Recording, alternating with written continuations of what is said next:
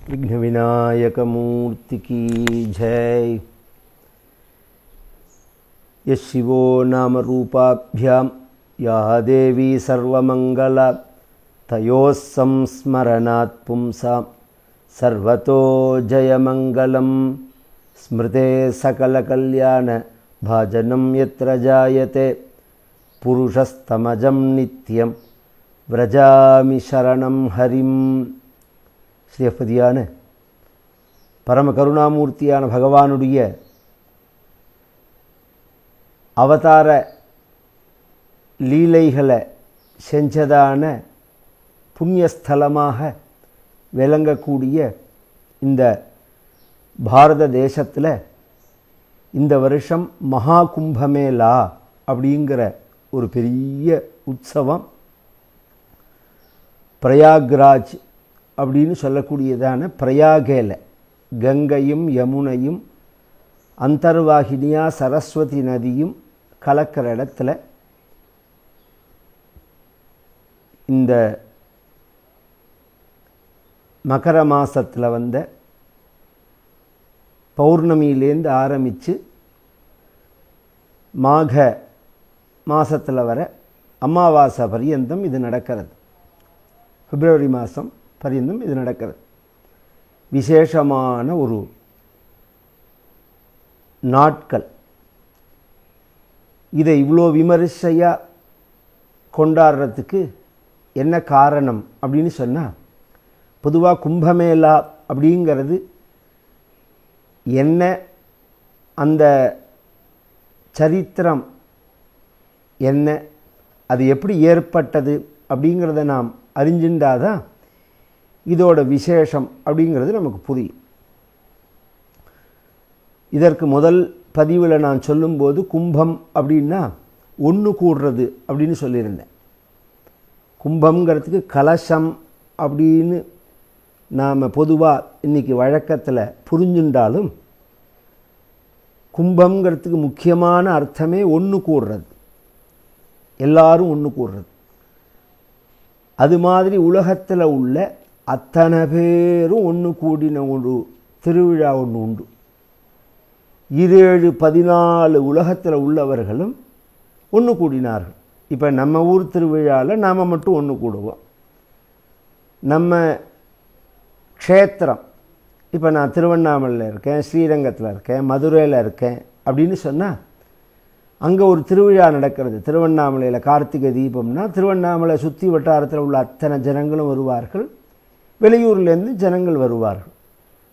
ஸ்ரீரங்கத்தில் வைகுண்ட ஏகாதசி அப்படின்னு சொன்னால் ஸ்ரீரங்கத்தில் உள்ள ஜனங்கள் எல்லாரும் வந்துடுவார்கள், வெளியூர்கள்லேருந்தும் நிறையா பேர் வருவார்கள்.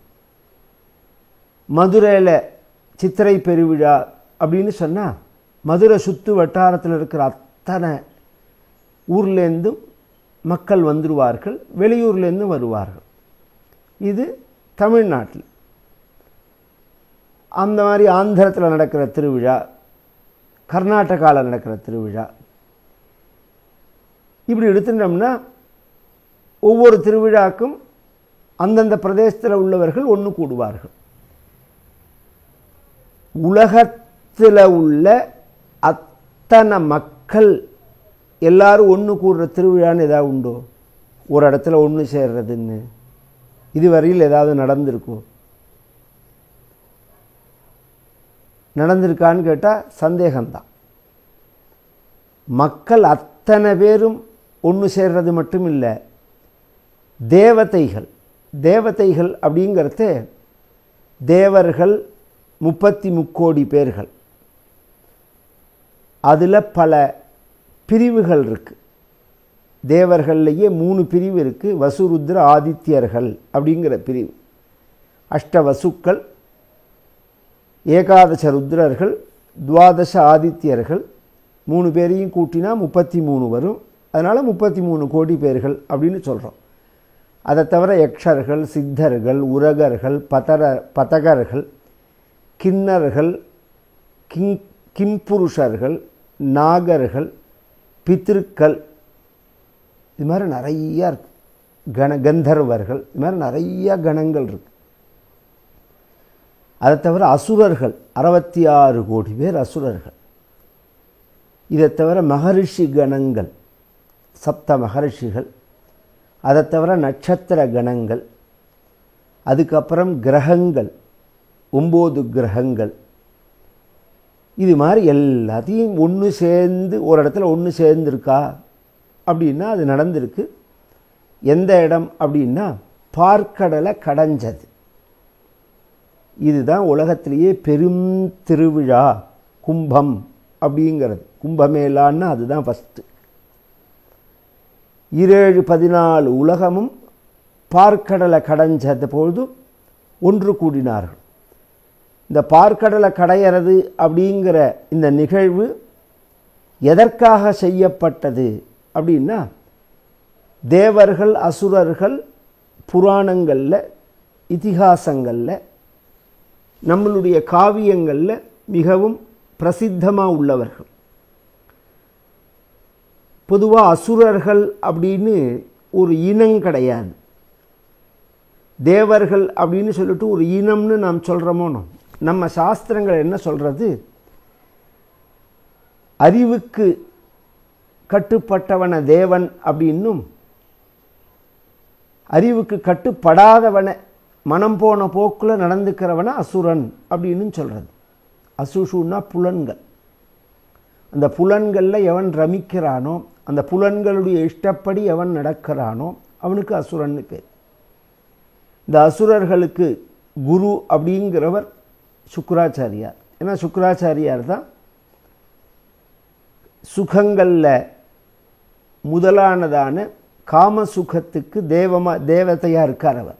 அதனால் அவர் அசுரர்களுடைய குரு அப்படின்னு சொல்கிறது. தேவர்களுடைய குருவாக ப்ரஹஸ்பதியை ஏன் சொல்கிறோம்னா, புத்திக்கு அவர் தான் தேவதை. அதனால் தேவதைகளுடைய குருவாக ப்ரஹஸ்பதியை சொல்கிறது. ப்ரஹஸ்பதின்னு பேர் அவருக்கு. இந்த சுக்கிராச்சாரியார் ஒரு சக்தியை அடைஞ்சி வச்சிருந்தார், மிருத சஞ்சீவினி அப்படின்னு. இறந்தவனை பிழைக்க பண்ணக்கூடியதான ஒரு மந்திரம் அது. இந்த தேவர்களுக்கும் அசுரர்களுக்கும் சண்டை வரும்போது புத்திய ஆசை என்ன பண்ணும், அறிவை அழிச்சுடும். இது தெரியுமா? ஆசையே துன்பத்திற்கு காரணம். ஆசை அறிவை அழிக்கும். அப்போ அறிவுங்கிறது தேவதைகள். அந்த தெய்வங்கள் அழிக்கப்படும்போது தெய்வங்களுக்கு முதலாக உள்ள பகவான் நாராயணன்ட்ட வந்து தேவதைகள் முறையிடுகிறார்கள். இந்த ஆசைகள் வந்து எங்களை அழிக்கிறது. பொதுவாக ஆசைகள், காமங்கள், தேவதைகள் புலன்களுடைய ஓனர்கள். கண்ணுக்கு தேவதை சூரியன், காதுக்கு தேவதை ஆகாசம், மூக்குக்கு தேவதை வாயு பகவான், நாக்குக்கு தேவதை அக்னி, கைக்கு தேவதை இந்திரன், இப்படிலாம் மனசுக்கு தேவதை சந்திரன், இப்படிலாம் சாஸ்திரம் சொல்கிறது. இந்த ஆசைகள் என்ன பண்ணுறதுன்னா அதை அழிச்சுடுறது. அது விருப்பப்படி நடந்து இதை அழிக்கிறது. இது அழிபடாமல் இருக்கணும் அப்படின்னா என்ன பண்ணணும் அப்படிங்கிற கேள்வி. இதெல்லாம் தத்துவமாக சொல்கிறேன் நான். கதையாக ஈஸியாக சொல்லிட்டு போகலாம். அசுரர்களுக்கும் தெய்வங்களுக்கும் சண்டை நடந்தது. அசுரர்கள் இறந்தா சுக்கிராச்சாரி பிழைக்க வச்சார். தேவர்கள் இறந்தா பிழைக்கிறதுக்கு என்ன வழி அப்படின்னு பகவான்கிட்ட கேட்டார்கள். அதற்கு பகவான் பார்க்கடலை கடைஞ்சான், அமிர்தம்னு வரும். அந்த அமிர்தத்தை நீங்கள் சாப்பிட்டா நீங்கள் இரவாத தன்மையை அடையலாம் அப்படின்னு சொன்னான் பகவான் அப்படின்னு. உடனே தேவர்கள் பார்க்கடலை கடையறதுக்கு தன்னால் மட்டும் முடியாது அப்படிங்கிறதுனால அசுரர்களையும் கூப்பிட்டார்கள். அசுரர்களும் தேவர்களும் சேர்ந்து கடையும் போது மந்தரமலையை மத்தாக வைத்து கொண்டு, வாசுகி அப்படிங்கிற பாம்பை நானாக வைத்து கொண்டு இந்த பார்க்கடலை கடைஞ்சார்கள் அப்படிங்கிறது சரித்திரம். தத்துவம் என்ன அப்படின்னு சொன்னால், நம்ம உடம்பே பார்க்கடல். நம்ம உடம்புல நல்ல சக்தி, கெட்ட சக்தி. இப்போ சொன்னேன் பாருங்க, அறிவு அப்படிங்கிறது நல்ல சக்தி, ஆசை அப்படிங்கிறது கெட்ட சக்தி. இந்த ரெண்டும் நம் புலன்களை கட்டுப்படுத்துறது. அறிவும் நம்ம புலன்களை கட்டுப்படுத்த முடியும், ஆசையும் நம்ம புலன்களை கட்டுப்படுத்த முடியும். அறிவால் புலன்கள் கட்டுப்பட்டால் நாம் தெய்வமாக ஆகலாம். ஆசையால் புலன்களை நாம் வழி நடத்தினோம் அப்படின்னு சொன்னால் அழிஞ்சு போயிடுவோம் அப்படிங்கிறது தான். இப்போ நாம் அழியாமல் இருக்கிறதுக்கு என்ன பண்ணணும்? அமிர்தத்தை சாப்பிடணும். அந்த அமிர்தத்தை நாம் எப்படி அடைய முடியும்? கடைஞ்சி தான் அடைய முடியும். கடையிறதுன்னா என்ன? நம்ம முதுகு தண்டு இருக்குது பாருங்க, இதுக்கு ஸ்பைனல் கார்டு அப்படின்னு பெயர்.